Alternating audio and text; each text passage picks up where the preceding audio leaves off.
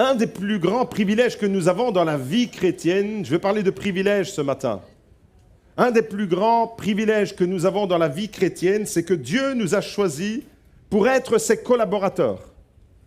Dieu nous a choisis pour être ses partenaires, pour être ses associés. Et c'est le thème avec lequel j'aimerais m'entretenir avec vous ce matin, être un partenaire avec Dieu. J'en ai déjà parlé un peu la semaine dernière, lorsque Théo a apporté son message. Il était vraiment dans l'introduction de toute une série de messages que je vais apporter à partir d'aujourd'hui sur le partenariat avec Dieu. Qu'est-ce que ça veut dire être partenaire avec Dieu concrètement? Qu'est-ce que ça implique et qu'est-ce que ça n'implique pas? Alors, est-ce que vous pouvez réaliser un instant que le Tout-Puissant, le Créateur du ciel et de la terre, nous a choisis, c'est lui qui nous a choisis pour être ses partenaires, pour faire de nous ses associés. C'est exactement ce que Jésus dit dans Jean 15, au verset 16, on découvre ce verset immédiatement. « Ce n'est pas vous qui m'avez choisi, dit Jésus. » Il le dit à ses disciples, « Ce n'est pas vous qui m'avez choisi, mais moi, je vous ai choisi et je vous ai établi afin que vous alliez et que vous portiez du fruit et que votre fruit demeure. » Ce n'est pas toi qui as choisi Jésus, c'est Jésus qui t'a choisi. Et ça fait du bien de l'entendre. Il nous a choisis. Est-ce que vous réalisez un instant que le Créateur du ciel et de la terre, de toutes les galaxies, nous a choisis pour faire de nous des partenaires avec lui, pour faire de nous ses associés. Alors c'est incroyable quand on y pense, mais c'est la réalité. C'est comme ça que Dieu a choisi de procéder. En réalité, Dieu peut fort bien se passer de nous. Dieu n'a pas besoin de moi, Dieu n'a pas besoin de toi. Dieu n'a pas besoin de nous. Il est Dieu, il est tout-puissant, il a tous les attributs, il est éternel, il est infini. Dieu n'a pas besoin d'un homme. Et pourtant, il nous choisit. Il n'a pas besoin de nous pour accomplir son œuvre, mais il nous désire. Est-ce que vous saisissez la nuance? Est-ce que vous comprenez la différence? Il n'a pas besoin comme quelqu'un qui est dans la détresse et je t'en supplie, j'ai besoin de toi. Ce n'est pas du tout de cet ordre-là. Être partenaire avec Dieu, c'est un privilège extraordinaire. Et si Dieu n'a pas besoin de toi, sache une chose, c'est qu'il te désire. Il désire que tu sois là. Il chérit ta présence. Il aime quand tu viens dans la maison de Dieu. Il aime quand tu es près de son cœur. Il aime quand tu t'investis pour lui. Il te désire tout simplement. Ce n'est pas un besoin avec intérêt, c'est un privilège que nous avons. Et une des plus belles choses qui soit, c'est d'accomplir, c'est de réaliser que Dieu a décidé d'accomplir une partie de son plan en passant par nous. Ça, c'est encore plus fou. Une partie du plan de Dieu passera par ta vie. Une partie du plan de Dieu, pas seulement pour toi, mais pour les autres, passera à travers ta vie. Et c'est exactement ce que nous découvrons dans la parole de Dieu. La Bible nous dit que nous sommes appelés à travailler avec Dieu. Nous sommes appelés à travailler pour lui et avec lui. Retenez bien ces deux mots, pour lui et avec lui. Et la question que je te pose ce matin, c'est pour qui fais-tu les choses dans ta vie chrétienne? Pour qui le fais-tu? Pour qui es-tu investi dans l'œuvre de Dieu? Pour qui viens-tu chaque semaine? Pour qui viens-tu lorsque tu es investi dans un service quel qu'il soit? Pour lui ou pour toi? Pour la gloire de son nom ou pour ta propre gloire? Retenez bien ces deux mots. Dieu nous a appelés à travailler pour lui et avec lui. C'est-à-dire, non pas par nos propres forces, mais avec lui, avec la synergie qu'il y a dans l'échange. À travers son esprit qui agit en nous, on va pouvoir le servir conformément à sa volonté. Et c'est exactement ce que l'apôtre Paul nous dit en 1 Corinthiens, au chapitre 3, au verset 9. La Bible nous dit même que nous sommes co-ouvriers. Regardez le privilège extraordinaire que nous avons. N'oubliez pas, en toile de fond, Dieu n'a pas besoin de nous. Dieu nous désire tout simplement. Mais regardez le privilège, car nous sommes ouvriers avec Dieu. Nous sommes ouvriers avec lui, nous sommes co-ouvriers. Nous travaillons ensemble, en synergie. Il y a la part de Dieu et il y a la part des hommes. Il y a ce que Dieu va accomplir et il y a ce que nous allons accomplir. Nous sommes ouvriers avec Dieu. Vous êtes le champ de Dieu, l'édifice de Dieu. La semaine dernière, Théo a apporté un message qui nous disait et qui nous interpellait sur la question « Qui suivons-nous » On est dans un monde qui follow. On suit sur Internet, sur Instagram, sur tous les réseaux, on suit certaines célébrités, certaines personnalités. Et puis, Théo nous interpellait, est-ce que tu suis vraiment Jésus? Et je vais aller plus loin dans cette question, c'est est-ce que tu suis Jésus? Et aujourd'hui, c'est la parole qui te dit, mais pour qui fais-tu les choses? Parce que si tu te mets à suivre Jésus, Jésus qui te dit, viens toi, suis-moi, c'est pour que tu deviennes véritablement un partenaire avec lui, pour que tu fasses équipe avec lui, pour que tu ne sois pas seul, livré à toi-même dans tes problèmes, dans tes difficultés, mais que tu aies toujours l'assurance d'avoir sa force, son soutien qui est là, même quand tu es en difficulté. Mais quand tu accomplis quelque chose pour sa gloire, que tu le fasses avec la force qu'il te donne. Pour qui et avec qui fais-tu les choses? La Bible nous dit que nous sommes ouvriers avec Dieu. Ça veut dire qu'on va travailler avec lui. Mais la Bible nous dit également que nous sommes le champ de Dieu. Ça veut dire que Dieu va travailler en nous. Et par ordre de priorité. Dieu veut travailler le champ de ta vie. La Bible nous dit également que nous sommes l'édifice de Dieu. Ça veut dire que Dieu va nous construire. Ça veut dire que si tu entres dans un partenariat avec Dieu, il va se passer quelque chose d'extraordinaire. Il va se passer que ta vie, tu vas travailler avec Dieu, mais Dieu va travailler en toi. Et par ordre de priorité, Dieu veut d'abord travailler en toi. Avant de réaliser certaines choses à travers ta vie, Dieu veut travailler dans ta vie. Dieu veut travailler le champ de ta vie. Dieu veut que le champ de ta vie soit un beau jardin. Je suis revenu de vacances, mon jardin, il était dans un état déplorable. Heureusement, je connais quelqu'un qui travaille super bien, hyper efficace, et il est venu, et maintenant il est nickel. Mais des fois, dans le champ de nos cœurs et de nos vies, ça ressemble à un jardin avec des broussailles. Ça ressemble à quelque chose de tellement désordonné. Et Dieu veut mettre de l'ordre dans ta vie. Et des fois, on est tellement pris par la frénésie de faire les choses pour Dieu qu'on oublie que Dieu veut faire d'abord les choses en nous. Dieu veut d'abord travailler ton cœur, Dieu veut travailler ton caractère, Dieu veut travailler ta personnalité, Dieu veut travailler ton tempérament, Dieu veut que tu puisses porter le fruit de son esprit en toi. On fait les choses pour lui, avec lui, mais d'abord lui, il fait les choses en nous. Saisissez? Et par ordre de priorité, Dieu veut travailler d'abord en nous. C'est-à-dire qu'il va nous régénérer par son esprit. Son esprit va venir habiter en nous et il va venir nous régénérer. C'est au début de la vie chrétienne. Et puis c'est quelque chose de continuel. L'Esprit de Dieu continue à nous remplir. L'Esprit de Dieu continue à nous alimenter. C'est un privilège. Je le disais en introduction, le plus grand de tous les privilèges, c'est que Dieu nous a choisis pour être ses partenaires, mais pour que Dieu puisse accomplir son œuvre en nous et à travers nous, nous devons le laisser agir par son esprit. Il va faire de nous le temple de son esprit, ça se passe à l'intérieur. Il va renouveler notre intelligence, ça se passe à l'intérieur. Comprenez qu'il va travailler à l'intérieur de nos vies. Il va transformer notre caractère, ça c'est la priorité. Avant de travailler à partir de nos vies, Dieu veut travailler dans nos vies. Retenez bien l'ordre, c'est très important. Mais certaines personnes s'arrêtent peut-être à « c'est bien, je laisse Dieu agir dans ma vie et puis je ne m'investis pas pour Dieu ». Et ce matin, j'aimerais mettre le focus sur « après que Dieu ait travaillé dans ta vie ». Dieu veut aussi travailler à partir de ta vie. C'est-à-dire que la priorité, c'est ce qu'il veut accomplir en nous, mais Dieu veut travailler non seulement en nous, mais avec nous. Et c'est ça le privilège du partenariat. C'est que nous avons la possibilité de laisser Dieu travailler en nous et à travers nous. En nous, c'est son œuvre, c'est son esprit, c'est sa parole qui nous fait du bien. Quelqu'un qui est dans la détresse, quelqu'un qui est... son cerveau, il est explosé tellement qu'il est dans l'épreuve, tellement qu'il est dans la difficulté. Tu as besoin de l'intervention de Dieu, tu as besoin de la présence de Dieu, tu as besoin de l'Esprit de Dieu, tu as besoin du Saint-Esprit qui te console, tu as besoin du Saint-Esprit qui te fortifie. Ça se passe à l'intérieur.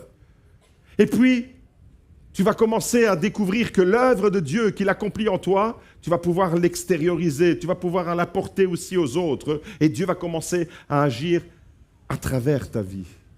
Il y a un mouvement à l'intérieur et il y a un mouvement vers l'extérieur. Et je pense, mes amis, que c'est une des plus belles aventures que nous pouvons expérimenter dans la vie. Réaliser que nous sommes appelés à être des partenaires avec Dieu. Tu es un partenaire avec Dieu. Est-ce que tu réalises? Je pense que des fois, on ne réalise pas vraiment l'honneur que Dieu nous fait. Est-ce que tu réalises l'honneur que Dieu te fait? Premièrement, d'être le temple de son esprit. Dieu n'a pas besoin de toi. La Bible dit que les cieux des cieux ne peuvent pas contenir la gloire de Dieu. Et pourtant, il a décidé de venir habiter dans ta vie. Dans ma petite vie misérable, l'Esprit du Dieu créateur du ciel et de la terre vient habiter. Je deviens, à partir du moment où je me donne à Jésus, le temple du Saint-Esprit. Alléluia! Quel privilège extraordinaire! Mais est-ce que je réalise le privilège immense que j'ai de pouvoir, alors qu'il peut se passer de moi, mais Dieu a décidé de passer par moi, par toi, par chacun d'entre nous pour accomplir son œuvre. Et des fois, on a l'impression dans la vie chrétienne que tout nous est dû et que c'est normal que ce soit comme ça. Et j'aimerais vous dire, c'est pas normal. C'est surnaturel, c'est pas naturel, c'est extraordinaire. Je pense qu'on ne réalise pas toujours l'honneur que Dieu nous fait de faire de nous des partenaires, ses partenaires. Nous sommes appelés à être des partenaires. Retenez bien ce mot parce que, pas seulement pour ce matin, mais pour l'année qui vient, ce sera le thème théologique sur lequel nous allons travailler tout au long de cette année qui vient. On va entrer dans les dimensions de l'alliance. L'alliance, le partenariat que Dieu propose avec son peuple, c'est un privilège extraordinaire et je vous invite à retenir le fait que nous sommes appelés à être partenaires avec Dieu. Privilège extraordinaire. Alors, c'est le thème de l'année dans lequel on va entrer et on découvre ça dans toute la parole de Dieu. Entrer, et ce matin, on va entrer dans le premier volet, comment entrer dans un partenariat efficace avec Dieu. Parce que ce n'est pas tout d'être dans un partenariat avec Dieu. Encore faut-il que ce soit un partenariat qui soit validé par Dieu et qui soit efficace pour le royaume de Dieu. Alors on va découvrir quelques textes dans l'Ancien, dans le Nouveau Testament, pour découvrir cette notion de partenariat. Dis à ton voisin, tu es privilégié parce que Dieu veut que tu sois son partenaire. Privilégié. Dans la première alliance, par exemple, dans l'Ancien Testament. Dans l'Ancien Testament, Israël était un peuple constitué de 12 tribus. Ancien Testament, 12 tribus, c'était le peuple de Dieu qui était constitué par les 12 tribus. Et parmi ces 12 tribus, Dieu choisit une tribu en particulier, la tribu de Lévi. Lévi, cette tribu a été choisie pour qu'elle devienne partenaire privilégié avec Dieu. Alors, les Lévites avaient une tâche particulière dans l'Ancien Testament. Je ne sais pas si vous êtes habitué à lire les récits de la Torah, de l'Exode, du Lévitique, Nombre, Deutéronome. C'est là qu'on découvre la fonction des Lévites telle que Dieu l'a définie. Et au fait, la fonction première des Lévites, elle était tout à fait particulière. Contrairement aux autres tribus d'Israël, comme j'ai dit, il y avait 12 tribus en Israël, la plupart des tribus avaient reçu un territoire géographique dans lequel ils allaient s'installer. Une fois qu'ils allaient entrer dans la terre promise, les tribus allaient prendre possession du territoire que Dieu leur avait destiné, mais pas la tribu de Lévi. Et là, les Lévites, c'est la tribu de Lévi, eux, leur mission première, c'était de s'occuper du sanctuaire. Dites avec moi, je veux m'occuper du sanctuaire. C'était leur mission première, s'occuper du sanctuaire, le sanctuaire de l'Éternel. Tout d'abord, le tabernacle, j'en ai parlé pendant le temps de louange, et ensuite, plus tard, dans le temple de Jérusalem, à l'époque où Salomon va construire le temple de Jérusalem. Vous comprenez alors qu'il y a une tribu en particulier, une tribu parmi les 12 tribus, qui va recevoir une mission, et c'est une tribu privilégiée. Vous êtes d'accord avec moi? Ils vont s'occuper de ce qui est le plus proche du cœur de Dieu.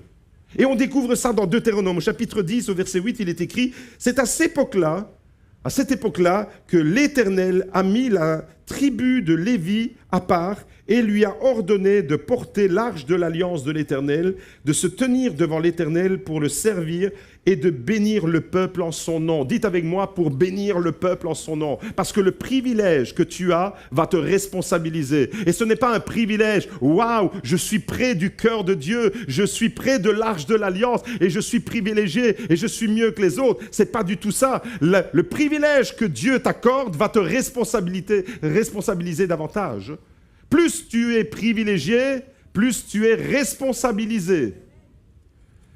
Plus tu as part à l'intimité avec Dieu, plus cette intimité-là, ce n'est pas seulement pour que toi tu te gargarises de l'intimité avec Dieu, mais pour que tu sois une source de bénédiction pour le peuple. Et c'est exactement la fonction des Lévites.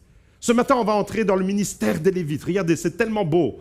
C'est à cette époque-là que l'Éternel a mis à part. Tu as été mis à part, mon frère, ma sœur. Tu as été mis à part. Dieu t'a sélectionné, Dieu t'a choisi. On l'a entendu. Jésus a dit, ce n'est pas vous qui m'avez choisi, mais moi je vous ai choisi afin que vous portiez du fruit et que votre fruit demeure. Tu as été mis à part. Jésus a dit la même chose. Et c'est la fonction des Lévites. L'Éternel a mis à part la tribu de Lévi et lui a ordonné de porter l'arche de l'alliance de l'Éternel. L'arche de l'alliance, c'était là où la présence de Dieu se manifestait, où la gloire de Dieu se manifestait.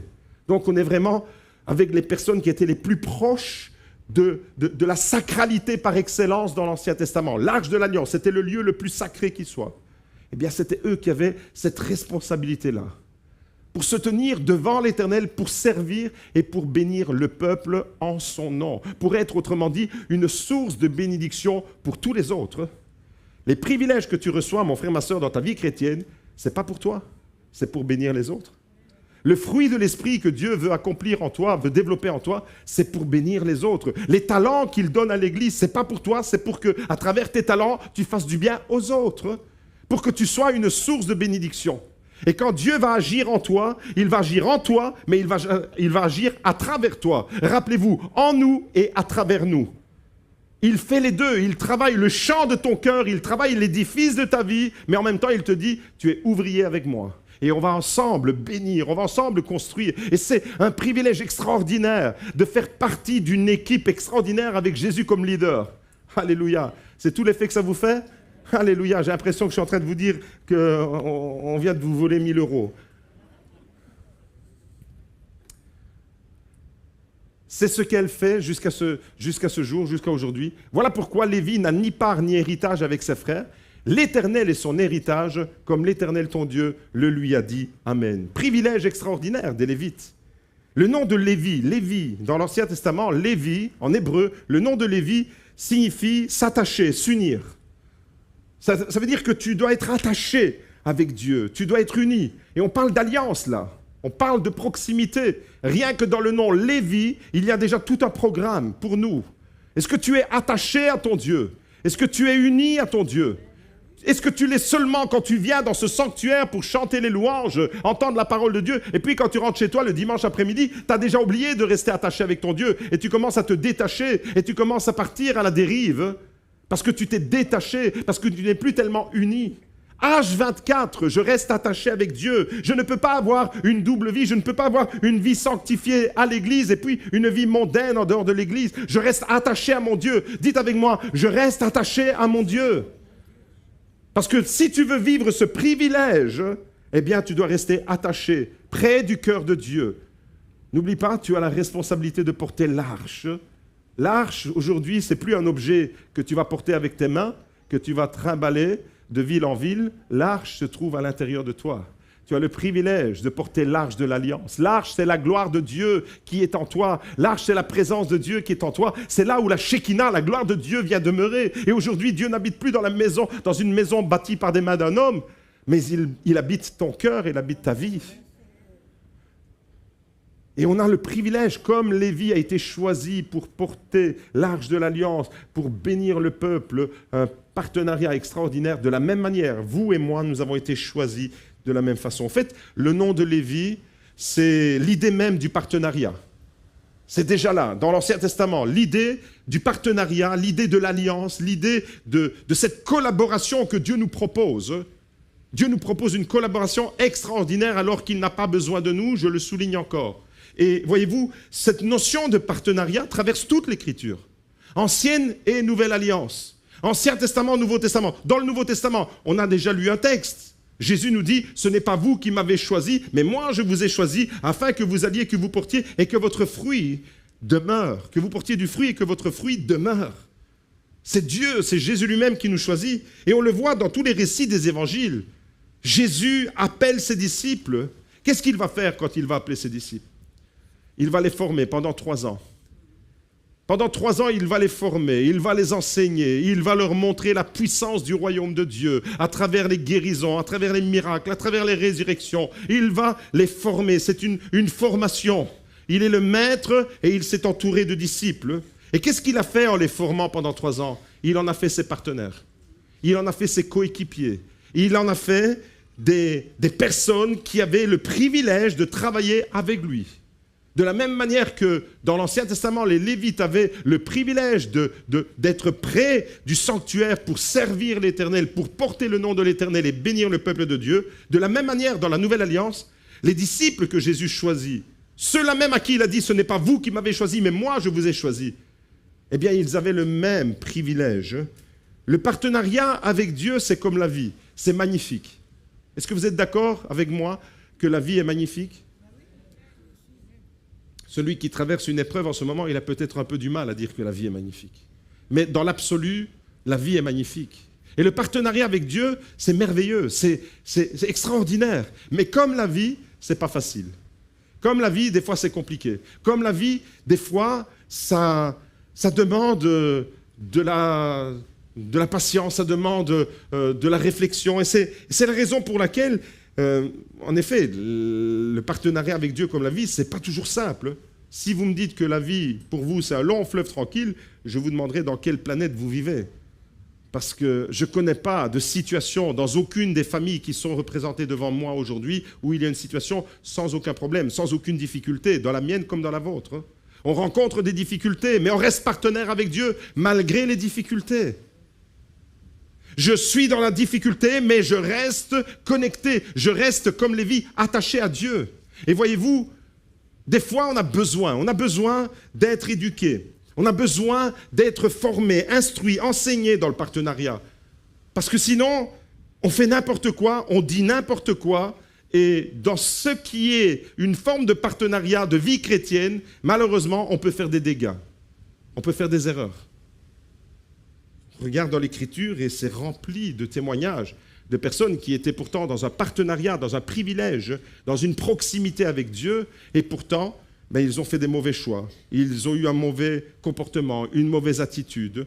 Ça ne les déclasse pas pour autant. Dieu veut les ramener à travers la repentance dans ce partenariat privilégié. Dieu ne se lasse pas de dire « je veux que tu sois mon partenaire ».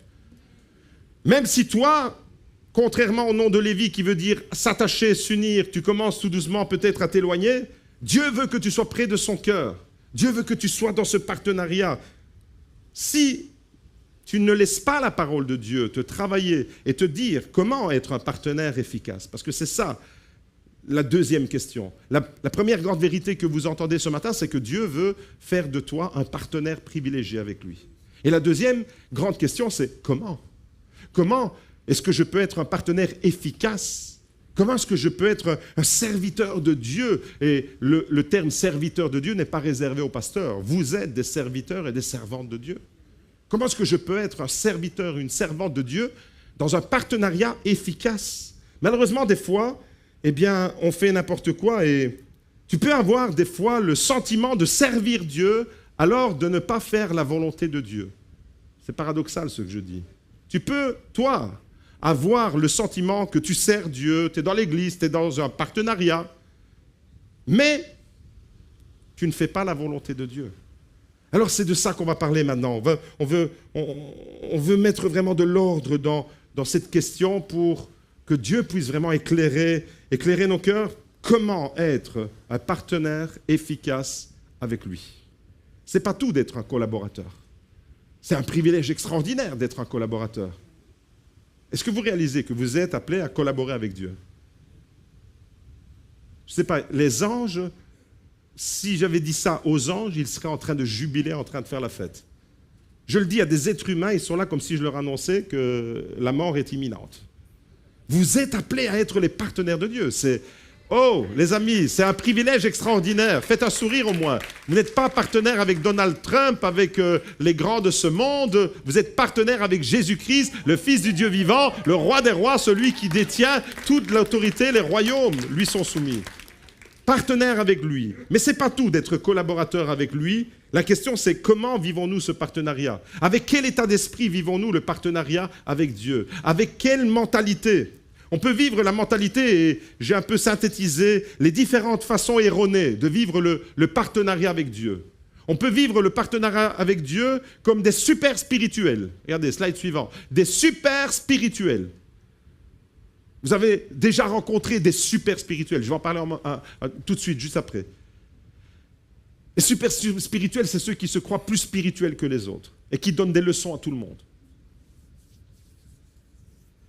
On peut vivre le partenariat avec Dieu, malheureusement, comme des chrétiens laxistes. Les chrétiens laxistes, c'est tout est permis. De toute façon, Dieu est amour. Fais tout ce que tu veux. Va à gauche, à droite. Fais n'importe quoi de ton corps. Tu t'en fous que tu es le temple du Saint-Esprit. Tu t'en fous de rester uni avec Dieu. Parce que Dieu est amour. On prend une vérité de la parole de Dieu. Dieu est amour, c'est une grande vérité.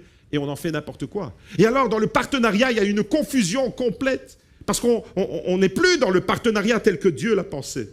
Voyez-vous, il y a des chrétiens dans les églises. Et le drame, vous savez c'est quoi? C'est que ces différents profils se retrouvent dans toutes les églises. Il y a des chrétiens super spirituels. Moi, je suis mieux que toi. Je ne vais pas te le dire comme ça, mais je vais te le faire comprendre. Je vais te le faire comprendre avec condescendance. Je vais prier pour toi comme si j'étais supérieur à toi. Et tu vas te sentir, rien qu'à la manière avec laquelle je vais prier pour toi, je vais te faire sentir que tu es en dessous de moi. Ça, c'est les chrétiens super spirituels. Méfiez-vous. Méfiez-vous des SS. Méfiez-vous des SS. Super spirituels. Il y a les chrétiens laxistes, les chrétiens où tout est permis. Allez-y, faites n'importe quoi. De toute façon, Dieu est amour. C'est l'évangile de la super grâce. Et puis, à côté de ça, dans la même église, peut-être assis juste à côté de toi, tu auras un chrétien légaliste. Le chrétien légaliste, c'est qui? C'est celui qui vit son partenariat comme s'il était dans une loi où si jamais tu mets un pied de travers, il y a la foudre du ciel qui va s'abattre sur toi. Tu vas être maudit à tout jamais.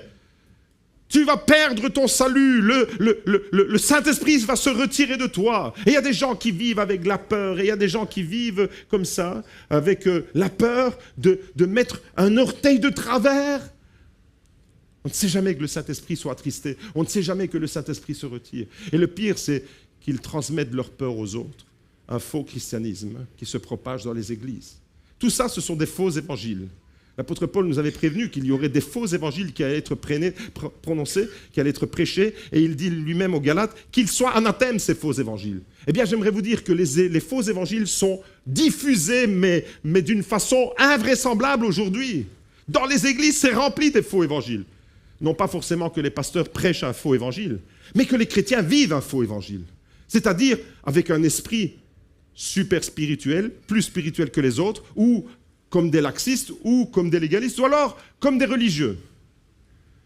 Comme des religieux, c'est-à-dire que tu fais les choses, mais religieusement.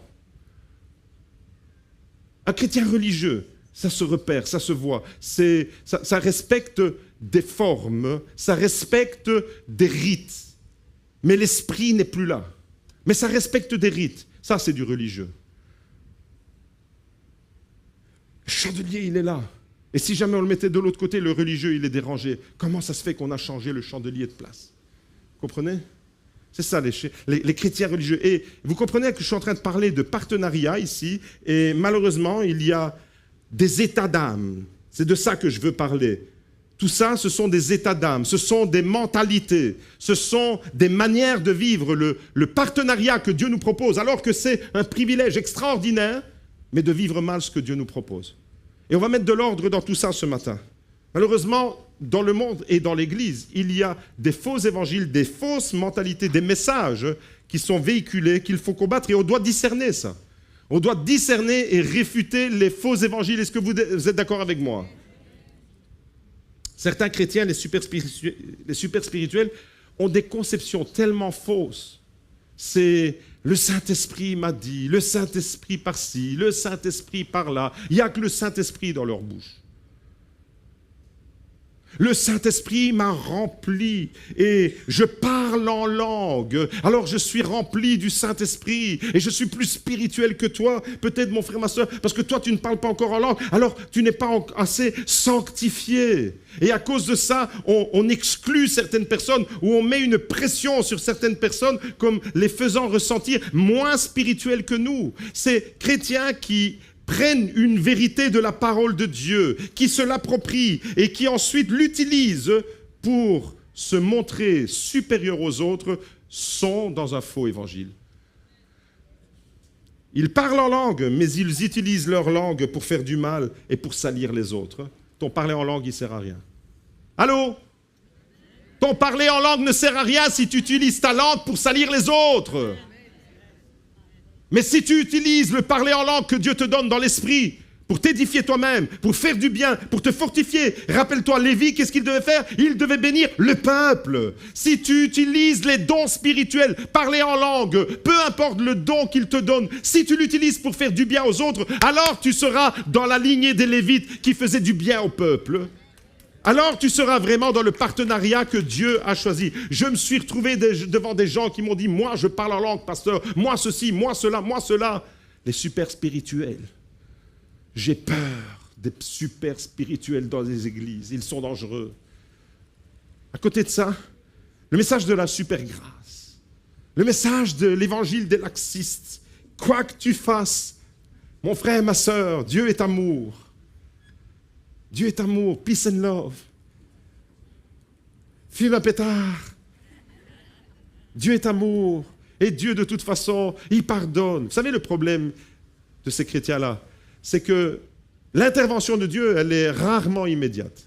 S'ils recevaient una sberla, qu'on dit en sicilien, au moment où ils commencent à dévier, ils ne commenceraient pas.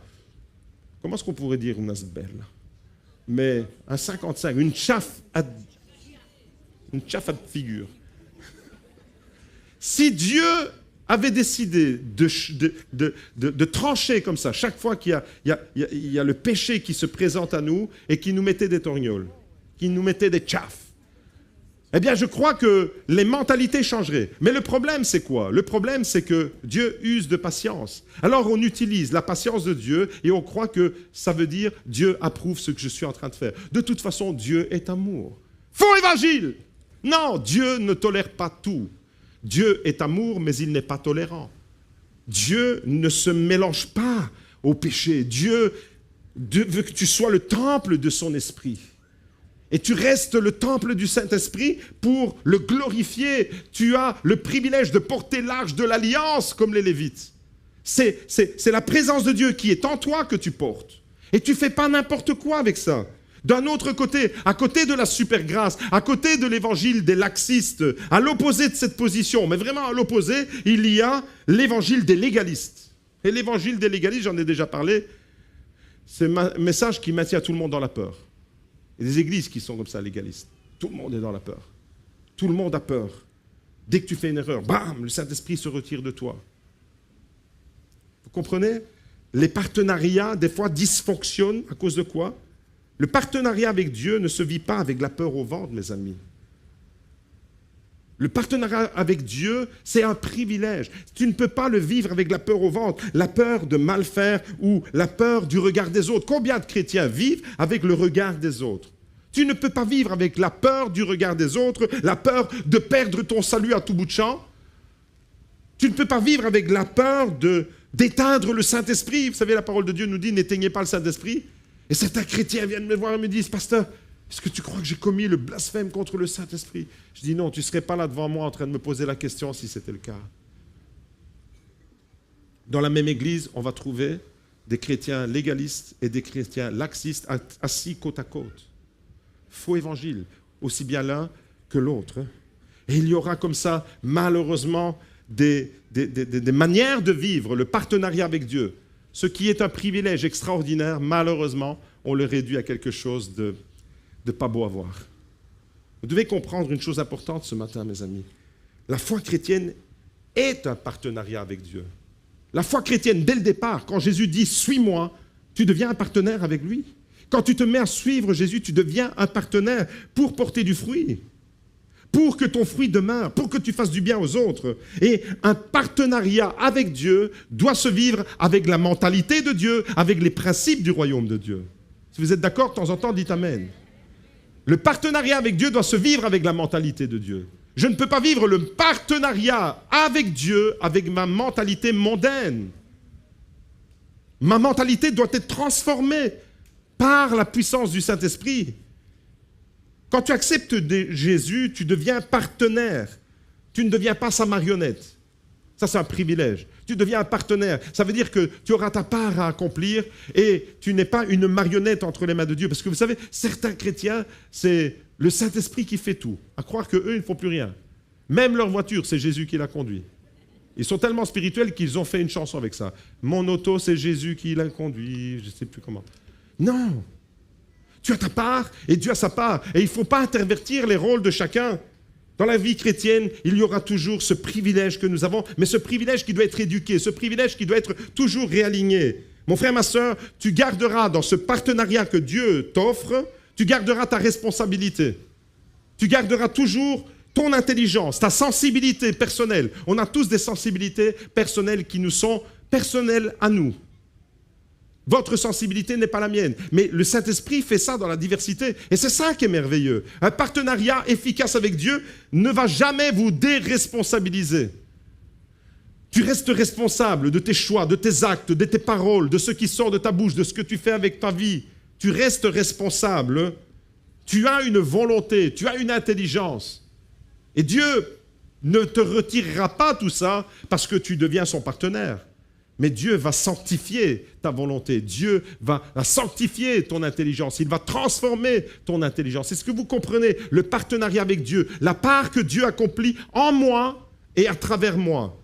En moi, son esprit me travaille. Son esprit travaille le champ de ma vie. Son esprit va construire l'édifice de ma vie. Et avec moi, on va bénir les autres comme les Lévites.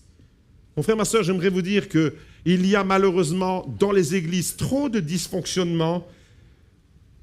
Certaines personnes pensent que c'est le Saint-Esprit qui doit faire tout à leur place. Partenaire avec Dieu ne veut pas dire religiosité. Partenaire avec Dieu ne veut pas dire super spiritualité. Partenaire avec Dieu veut dire homme et femme responsables.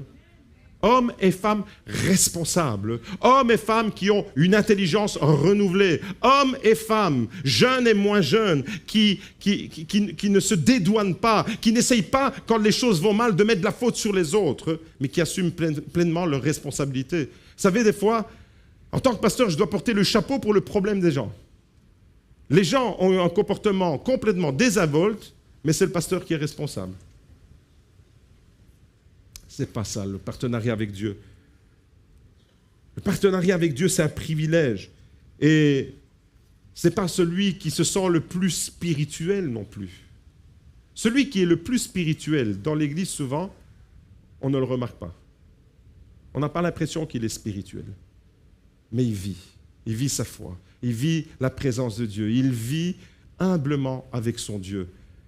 Ce n'est pas non plus celui qui parle toujours de Dieu, celui qui publie 1001 versets par jour sur Facebook qui est le plus spirituel. Ce n'est pas celui qui écoute le plus de podcasts, de plus de messages, de plus de vidéos sur YouTube qui est le plus sanctifié. Vous comprenez que c'est quelque chose qui se passe à l'intérieur. L'esprit religieux, l'esprit de comparaison ou l'esprit de compétition entre chrétiens n'a rien à voir avec le partenariat. N'a absolument rien à voir avec le partenariat. Tout ça est complètement étranger au partenariat avec Dieu. Alors, jusque-là, qu'est-ce que je viens de faire? Jusque-là, je viens de vous dire deux choses importantes. Je viens de vous dire que Dieu vous veut comme partenaire, mais je viens de vous dire également qu'il y a des manières de vivre le partenariat que Dieu ne valide pas. Les super spirituels, Dieu ne valide pas. Les laxistes, Dieu ne valide pas. Les légalistes, Dieu ne valide pas. L'esprit religieux, Dieu ne valide pas. Alors comment vivre le partenariat efficacement? C'est la troisième partie du message et on va terminer avec ça. Comment entrer? Ce sera le premier message d'une série bien plus longue. Comment vivre le partenariat efficacement avec Dieu? Alors on va découvrir la première clé La première clé d'un partenariat efficace avec Dieu, c'est Jésus, encore une fois, qui nous la dévoile. Jean, chapitre 15, au verset 14, on lit un passage de l'Écriture extraordinaire. Regardez, j'ai mis en gras la clé principale. Vous êtes mes amis, dites avec moi, vous êtes mes amis si vous faites ce que je vous commande. Je ne vous appelle plus serviteur, parce que le serviteur ne sait pas ce que fait son maître. Je vous ai appelé ami, parce que tout ce que j'ai appris de mon Père, je vous l'ai fait connaître. Amen, amen, amen. Plusieurs vérités dans ce verset. Plusieurs vérités extraordinaires dans ces versets. Pour vivre un partenariat efficace avec Dieu, première grande vérité, tu dois devenir l'ami de Dieu. Tu dois devenir l'ami de Dieu. Jésus a dit, je vous appelle, vous êtes mes amis, je ne vous appelle plus serviteurs, je vous appelle mes amis. Encore une fois, est-ce que vous réalisez? Est-ce que vous réalisez? Est-ce que vous réalisez l'honneur? Est-ce que vous réalisez le privilège que nous avons d'être considérés par Jésus ses amis? Dieu, le créateur du ciel et de la terre, n'avait pas besoin de toi, mais il te fait le privilège de te proposer un partenariat. Maintenant, dans le partenariat, pour que tu sois efficace, la première chose que tu dois comprendre, c'est que Dieu veut que tu sois son ami. Dans l'Église, il y a trop de serviteurs, mais il n'y a pas assez d'amis. Je vais expliquer c'est quoi la nuance entre les deux. Première grande vérité, l'amitié. L'amitié avec Dieu. L'amitié, c'est beau. Est-ce que vous êtes d'accord avec moi? L'amitié, c'est beau. Mais il faut savoir l'entretenir, l'amitié. Comme l'amitié entre deux personnes, comme l'amitié entre un homme et une femme, comme l'amitié entre deux copains, comme une fille avec son ami. L'amitié, c'est beau, c'est magnifique. D'ailleurs, dans le mot amitié, il y a la racine amour.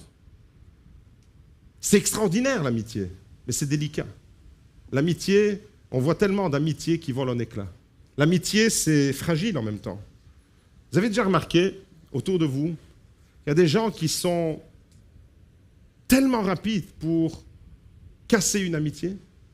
Il y a des gens autour de moi qui gardent des amitiés toute une vie. C'est beau, c'est magnifique.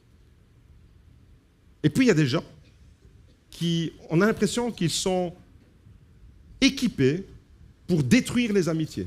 Je ne sais pas comment ils font, mais tous les 3 mois, vous les voyez voir changer d'amis. Et puis, on met les anciens de côté. L'amitié, je suis vraiment surpris de voir ça dans la vie même de certains chrétiens, avec quelle facilité certaines personnes sont capables de casser une amitié. Une amitié, c'est sacré. Un ami, on dit souvent, la famille, on la choisit pas, mais les amis, on les choisit. L'amitié, elle est sacrée. Et vous savez, il y a des facteurs qui vont casser des amitiés, des facteurs qui vont malheureusement contribuer à casser une amitié. Et il faut pouvoir repérer ça. Et il faut faire attention. Alors je te pose une autre question ce matin, parce que cette question-là, elle va définir ton niveau d'amitié avec Jésus. Es-tu plutôt de tendance à être fidèle en amitié, ou es-tu plutôt de tendance à casser facilement une relation d'amitié? Pourquoi je vous pose la question comme ça? Vous allez me dire, quel est le rapport avec Jésus? Mes amitiés, mes amis, j'ai une bande d'amis, je m'amuse bien, etc. Je te pose la question, es-tu plutôt de tendance à être fidèle en amitié? Parce que la fidélité, tu ne peux pas dire « je suis fidèle dans un domaine et je suis infidèle dans un autre ». Si tu es fidèle en amitié, tu es fidèle envers ta femme, tu es fidèle envers ton mari, tu es fidèle envers tes engagements et tu es fidèle avec Jésus. Est-ce que vous me comprenez? Je suis en train de parler de l'amitié horizontalement entre nous, entre les êtres humains, mais écoutez-moi bien ce matin, parce que la manière avec laquelle tu traites tes amitiés reflète la manière de vivre ton partenariat avec Dieu. La manière avec laquelle tu t'engages et tu te désengages dans une relation d'amitié. Tu as un réseau d'amis, la semaine suivante, il a changé. 3 mois après, on te voit avec d'autres. Et ton meilleur ami, tu l'as oublié. Est-ce que tu es fidèle en amitié? Parce que ta fidélité, elle va se répercuter dans ta relation avec Dieu. Et Jésus te fait un honneur extraordinaire. Il te dit, je veux que tu sois mon ami. Je dis, vous êtes mes amis. Première grande vérité, pour vivre le partenariat efficace avec Dieu, tu dois devenir l'ami de Dieu. Deuxième grande vérité, tu dois comprendre la grande différence qu'il y a entre un serviteur et un ami. J'ai dit tout à l'heure qu'il y a trop de serviteurs dans les églises et pas assez d'amis. Quelle est la différence? Tu dois connaître dans le partenariat, dans le privilège que tu as d'être partenaire avec Dieu, tu dois connaître la différence. Jésus dit, je ne vous appelle plus serviteurs, je vous appelle mes amis. Donc c'est qu'il y a une différence. Et une différence tellement importante au point que Jésus nous en parle. Et si ce n'était pas important, Jésus n'aurait jamais perdu son temps à nous dire ça. Alors, quelle est la différence majeure? Mon frère, ma soeur, j'aimerais te dire, toi tu crois des fois servir Dieu convenablement, mais ton problème, c'est que tu sers Dieu comme un serviteur, pas comme un ami. Tu sers Dieu comme un serviteur, pas comme un ami. Le serviteur, il fait les choses par obligation. Il se sent obligé de faire les choses. Le serviteur, il reçoit des ordres d'un maître. Il reçoit des ordres de son supérieur. Et il exécute. Il ne connaît pas le cœur du maître. Il exécute des ordres. Et des fois, tu peux être dans la vie chrétienne, dans ton partenariat, comme un serviteur. Tu es plus dans le registre de « je me sens obligé de le faire ». Il faut que je le fasse, parce que c'est obligé de le faire. C'est ancré en toi, et tu fonctionnes comme ça. Là, tu es dans le mode serviteur. Mais Jésus te dit, je ne te veux pas comme ça. Dans mon partenariat, je te propose quelque chose de plus intime, de plus profond. La différence, c'est que l'ami, lui, il agit par amour. Il agit, l'ami, pour faire plaisir, par affection. Est-ce que vous comprenez la différence? Est-ce que vous comprenez le privilège que vous avez d'être les amis de Jésus? Le serviteur, la logique du serviteur, elle est peut-être la logique dans laquelle tu vis depuis tellement d'années. Tu es dans l'église depuis tellement longtemps, mais tu vis toujours avec la logique du serviteur. La logique du serviteur, c'est servir sans pour autant connaître l'intimité, le cœur de celui qu'il sert. C'est être rentable. Un serviteur dans une entreprise, un employé, on va dire aujourd'hui, on lui demande d'être rentable. Et son patron, il n'est pas forcément l'ami de son employé, mais il lui demande de la rentabilité. Tu dois être rentable, tu dois assurer des résultats. Si tu es dans du marketing, si tu es dans le domaine de la vente, tu dois assurer un certain nombre de ventes. Sinon, tu es rappelé à l'ordre. Ça, c'est la logique du serviteur. Vous comprenez? La logique du serviteur, c'est il sert par devoir, par obligation. C'est machinal. Ça, c'est la mentalité du serviteur. Et Jésus te dit ce matin, je ne te veux pas là-dedans. Je ne te veux pas là-dedans. Je vous ai appelés mes amis. La logique de l'ami est complètement différente. Et tu dois connaître ça. Et tu dois faire un check-up de ton cœur ce matin pour entrer dans une vie nouvelle, dans une année de partenariat. N'entre pas comme un serviteur, mais entre comme un ami, comme l'ami de Dieu. Alors le serviteur, il sert par obligation. L'ami, il sert aussi. Jésus dit, vous êtes mes amis si vous faites ce que je vous commande. Donc, ce n'est pas que l'ami ne fait rien. Mais l'ami, il sert autrement. Avant de servir, il est intime avec le maître. Avant de servir, il connaît le cœur du maître. Les amis se connaissent. Si tu as un meilleur ami, tu sais tout de lui, il sait tout de toi. Il y a un échange, il y a un vrai échange. Il n'y a pas de secret, il n'y a pas de... Tu parles à un meilleur ami, je ne te parle pas d'une connaissance, je te parle de celui que tu considères comme ton meilleur ami. Tu lui ouvres ton cœur. C'est peut-être une personne sur terre à qui tu vas pouvoir confier certaines choses. Ton meilleur ami, celui que tu as peut-être nourri depuis tellement de temps, tu vis des choses de cœur à cœur. C'est de ça que Jésus te parle. C'est pas de faire les choses, de sentir à faire les choses, obligé à faire les choses. C'est comme l'ami, être proche de son cœur. Rappelez-vous, les Lévites, ils devaient être proches de l'arche de l'Alliance. Ils étaient proches de l'Éternel, au plus proche où la gloire de Dieu se manifestait. C'est le privilège le plus extraordinaire. L'ami, il connaît le cœur de son ami. Il aime et il fait plaisir. Pas par obligation, mais parce qu'il aime faire plaisir. Comment tu sers Dieu? Comment tu sers ton Dieu? Par obligation ou par plaisir de lui faire plaisir. La mentalité et la logique du serviteur. Je dois faire. La mentalité et la logique de l'ami. J'ai le privilège de faire ou de ne pas faire. Je donne juste un exemple. Le serviteur va dire, je ne peux pas fumer, par exemple, je prends l'exemple de la cigarette. Je ne peux pas fumer parce que Dieu ne veut pas. Et la logique du serviteur, c'est ça. C'est t'es positionné comme quelqu'un qui est devant des règles.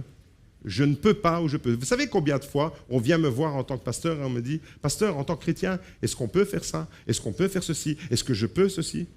Quand tu me poses des questions comme ça, mon frère, ma soeur, tu es dans la logique du serviteur. Tu n'as rien capté de l'intimité avec ton Père. Tu n'es pas encore rentré dans cette dimension de l'amitié que Jésus te propose. Parce que si c'était ça l'évangile, eh bien, c'est juste une religion comme parmi tant d'autres religions. Une suite de règles à suivre, à faire ou à ne pas faire. La logique du serviteur, c'est ça. C'est l'exemple de la cigarette, mais je pourrais prendre plein d'autres exemples. C'est « je ne peux pas fumer parce que Dieu ne veut pas ». La logique de l'ami maintenant, toujours avec la cigarette, c'est « j'ai le privilège de ne pas abîmer mon corps.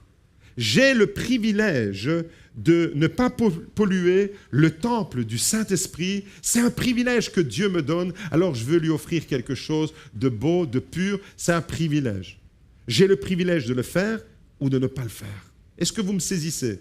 La logique du serviteur, elle est complètement étrangère à la logique du royaume de Dieu. Dieu veut des amis dans son royaume. Est-ce que tu es l'ami de Dieu?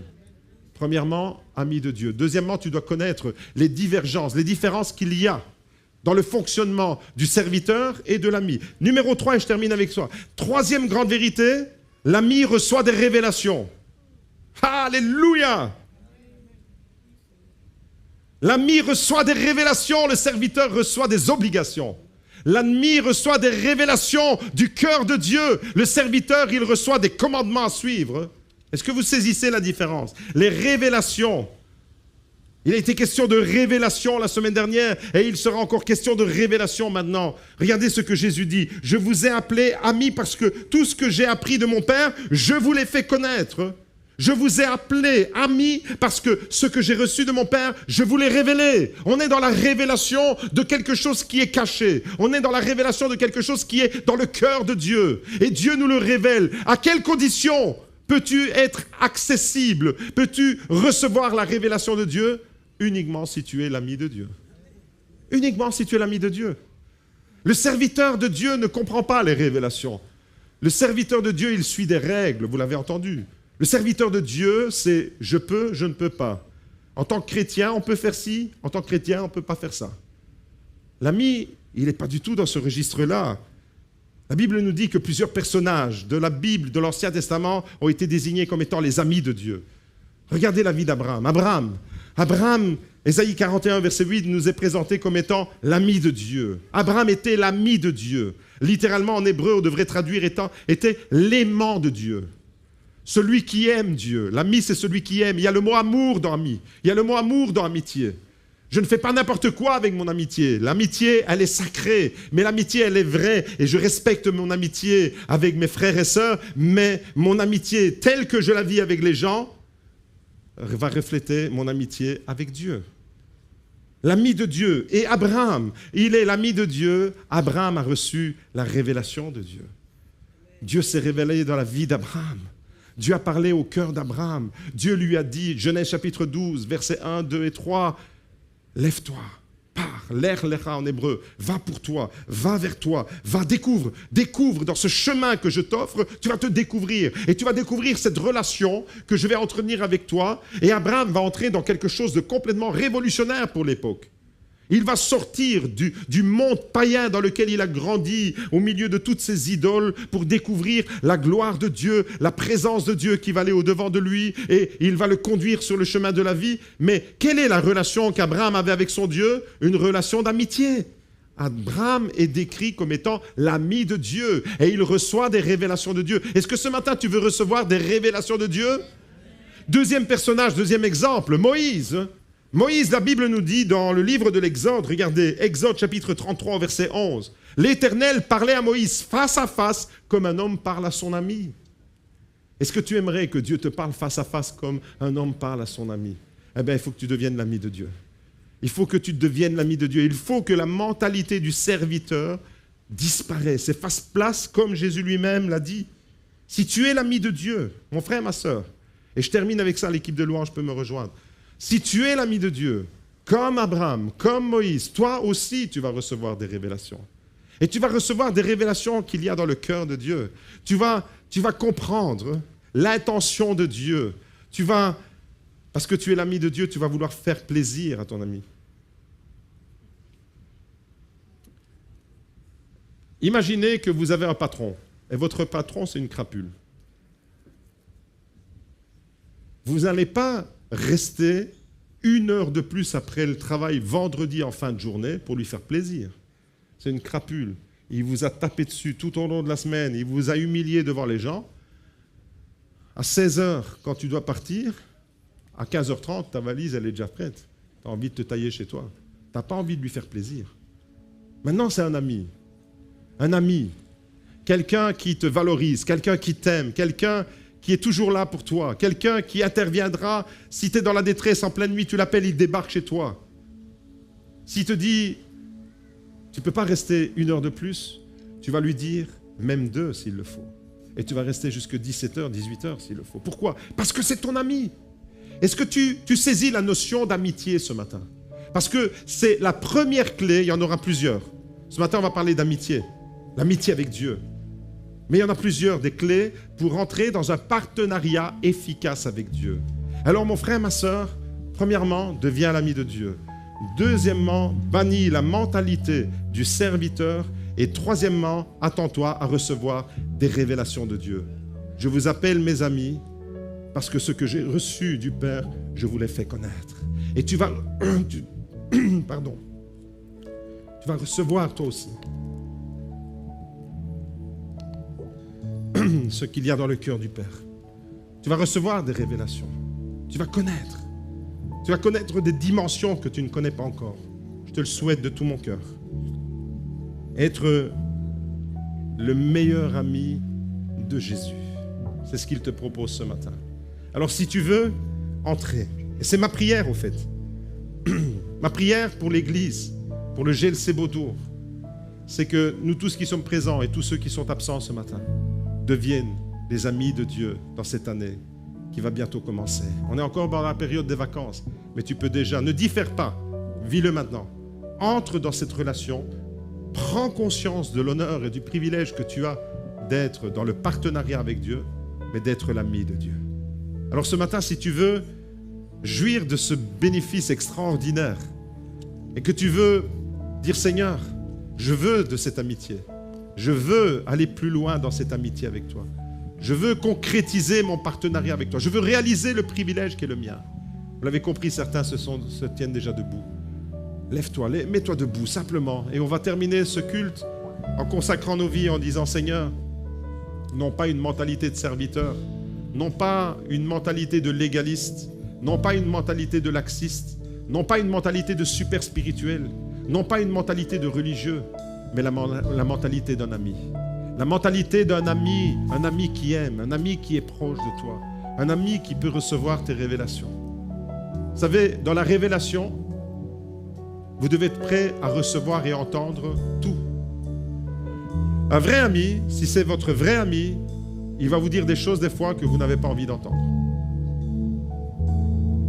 Des fois, je dis certaines choses à certaines personnes et je ne les vois plus, elles disparaissent. Je sais que ce n'est pas mes amis. Mais un vrai ami, si c'est vraiment ton vrai ami, il te regarde dans les yeux, il te dit « Non, je ne suis pas d'accord avec toi. Tu es en train de faire fausse route. Tu es en train de dévier. » Et si c'est vraiment ton ami, alors tu respectes, tu reçois. C'est une révélation qu'il te fait peut-être. Dieu est en train de se servir de ton ami pour te parler. Alors il va réajuster la trajectoire de ta vie. Mais si c'est un étranger qui débarque, quelqu'un qui ne fait que te critiquer, quelqu'un qui ne fait que et qui commence à te dire les choses qui ne vont pas dans ta vie, tu vas fermer la porte et tu auras raison de fermer la porte. Parce que tu vas lui dire, balaye devant chez toi avant de balayer chez moi. Vous comprenez la notion? Alors si, avec ton meilleur ami, vous vous dites tout, accepte que Dieu te dise les vérités telles qu'elles sont. Accepte les vérités de Dieu. Dans les révélations, il n'y aura pas que les choses qui vont te caresser dans le sens du poil. Il y a trop de chrétiens dans les églises qui ont envie d'être dorlotés et caressés dans le sens du poil. Et dès qu'il y a une parole un peu un remonte-poil, rebrousse-poil, déstabilisé. Non, non. Accepte. Dans la révélation de Dieu, il y a des choses qui vont te déranger. Accepte d'être dérangé. Parce que c'est salutaire pour toi. Alors si tu veux vraiment être l'ami de Dieu, lève les mains ce matin. On va proclamer la gloire de Dieu.